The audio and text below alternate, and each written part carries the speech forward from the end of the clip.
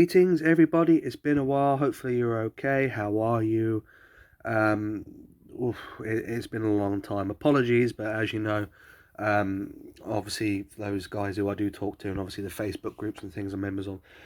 Past couple of months, not only have we moved, I've been doing more hours at work because we've had a few issues at work. Nothing major, just working more hours to help out and whatnot. And a few other issues here and there has just not allowed me the time to try and review anything. Whether it's live reviews on TV show, I've been able to do nothing. It's literally coming home, eating, having a wash, shower, whatever. You go to bed, repeat the process. I haven't been able to really do much, and when we moved, we had to downsize as well. So I don't have a real review space anymore. Not that I've really thought about it, unfortunately, because I've had to put everything on hold. So at the moment we're just in a little temporary review space until I set something up that was a bit more permanent, because boy oh boy do I actually have quite a lot of new figures to review for you guys. It's not just Godzilla, I've got a few other bits and bobs as well coming. Some 1/6 scale bits, the by art Superman Transcendent to review, a couple of custom jobs which I'll finally get round to reviewing at people's request. Like I said, because there's lack of review space, this is almost old school style, hello, you can see the flash, my hand, everything. So I'm going old school at the moment for future reviews. There'll be no video intros anymore, I'll get rid of them, just for the fact I don't have time to edit them. I can probably, when I had the time, I could edit them in 3 to 4 days, picking them, the movie clips and things for the figures and things I want.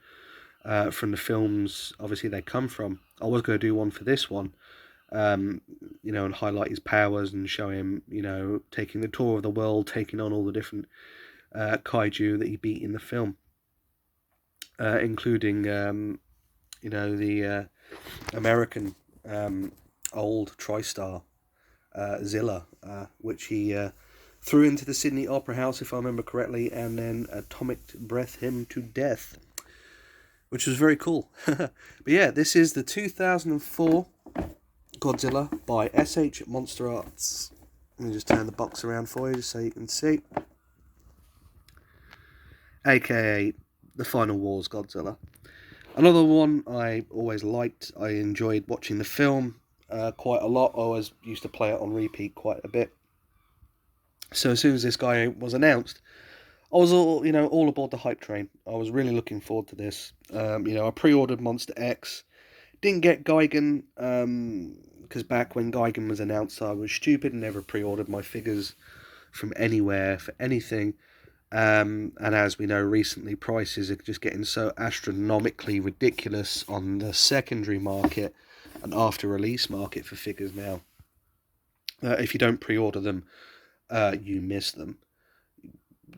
It's just absolutely ridiculous what some of these figures can go for. If I remember correctly, I pre-ordered this for about 70 quid, and he's already double.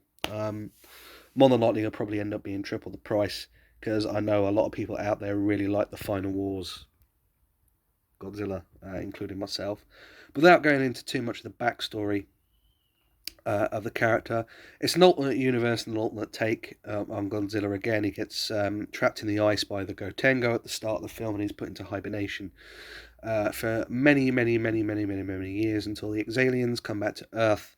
They capture all of Earth's kaiju and set them loose against the planet. And the JDSF, Mutant Task Force, whatever they're called in the film, I forget now. The only idea they really have is to awaken this guy, the strongest creature on the planet. And he goes on a bloody rampage, taking out all who face him until he finally meets Monster X, which is basically Ghidorah in disguise. It's kind of like a proto form. And yeah, very cool fight. Obviously, this was still when they were using guys in suits, so it's very cool to see, how they did things and how they, the whole suit motion and everything and miniatures and everything. So it was very cool to watch. Yeah, it is definitely a ride. I would recommend watching it if you haven't watched it. That's the name of the film. That's the design. But when it comes to the figure itself, they haven't done a too bad a job, Monsterarts. Obviously, they do try, and for the price point we expect them to try. It's just unfortunate, like I said, handheld style, old school style.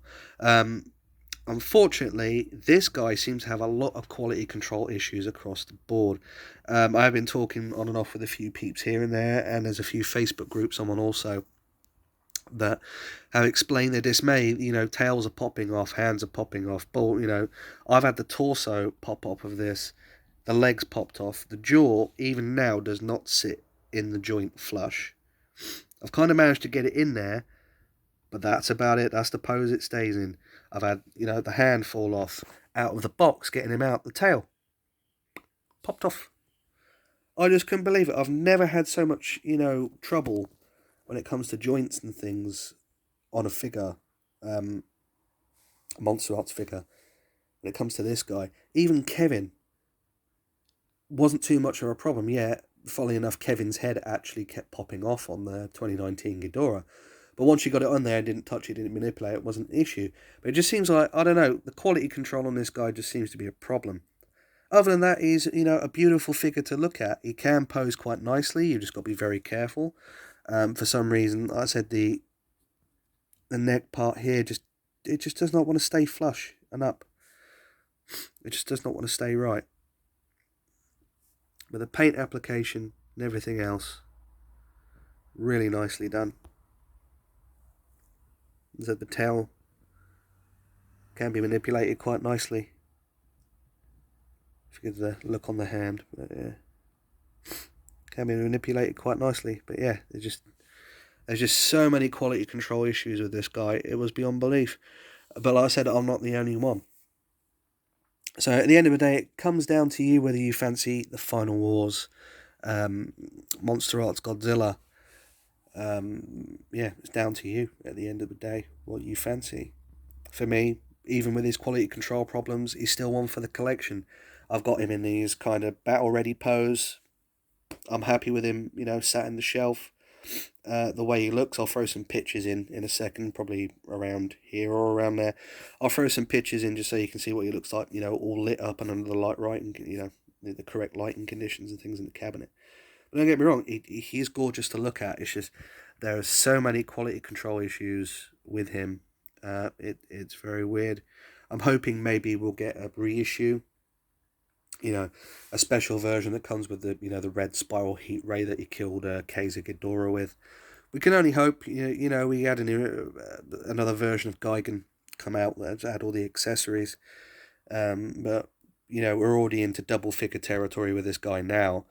Well, not double figure, triple figure territory, shall we say. The original pre-order on this, I think, was £80. Now he's gone up to about 160.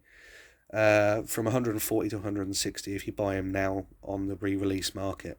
Or should we say the secondary market. He's not really pre-owned, but you know what scalpers are like. I had this issue a couple of days ago. It was my birthday, not long back. I actually saved up some money. And I was going to buy the Clone Wars Hot Toy Anakin Skywalker. But some clever eBay idiot talked himself out of the sale. You know, we were discussing best prices. He was like, "Oh, I'm the cheapest on eBay." I'm like, "Okay, well, you're not." And then he was like, "Oh, well, blah blah blah blah blah."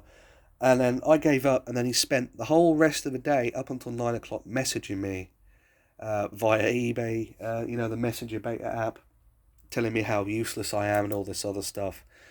In the end, I just had to message back and go, you know, get off your Hot Toys high horse.